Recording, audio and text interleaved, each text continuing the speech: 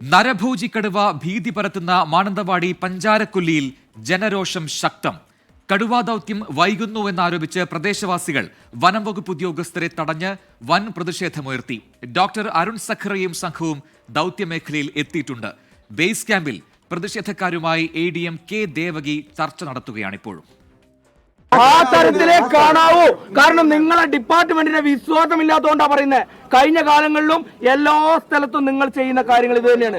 കടുവാ ദൗത്യം വൈകുന്നുവെന്നാരോപിച്ച് വനംവകുപ്പിന്റെ ബേസ് ക്യാമ്പിൽ രാവിലെ മുതൽ ജനരോഷമിരമ്പി. CCF, KS ദീപ ഉൾപ്പെടെയുള്ള ഉദ്യോഗസ്ഥരെ തടഞ്ഞായിരുന്നു നാട്ടുകാരുടെ പ്രതിഷേധം. കടുവയെ വെടിവെച്ചു കൊല്ലാതെ പ്രതിഷേധത്തിൽ നിന്ന് പിന്മാറില്ലെന്ന് നിലപാട്. കൊല്ലണം, പിടിച്ചു കൊല്ലണം. അവർ കൊണ്ടുപോയി വേറെ എവിടെയെങ്കിലും വിടും, മയക്കുവേടി വെക്കും, അത് അവർ അപ്പുറത്ത് കൊണ്ടുവിടും. അത് ഞങ്ങൾക്ക് കൊല്ലണം.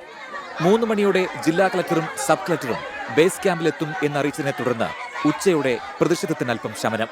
എന്നാൽ കളക്ടർ എത്താത്തതിൽ വീണ്ടും പ്രതിഷേധമുയർന്നു.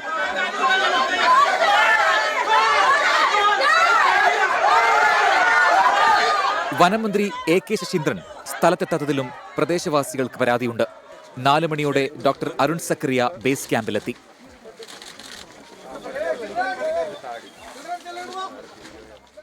പഞ്ചാരക്കൊല്ലി വനമേഖലയിൽ തന്നെ കടുവയുണ്ടെന്ന് വനം വകുപ്പ് സ്ഥിരീകരിക്കുന്നു.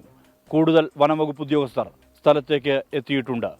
മാനന്തവാടിയിൽ SDPIയും UDFും ആഹ്വാനം ചെയ്ത ഹർത്താൽ പൂർണ്ണമായിരുന്നു. മനു ദാമോദരനൊപ്പം സുർജിത് അയ്യപ്പത്ത്, 24 വയനാട്.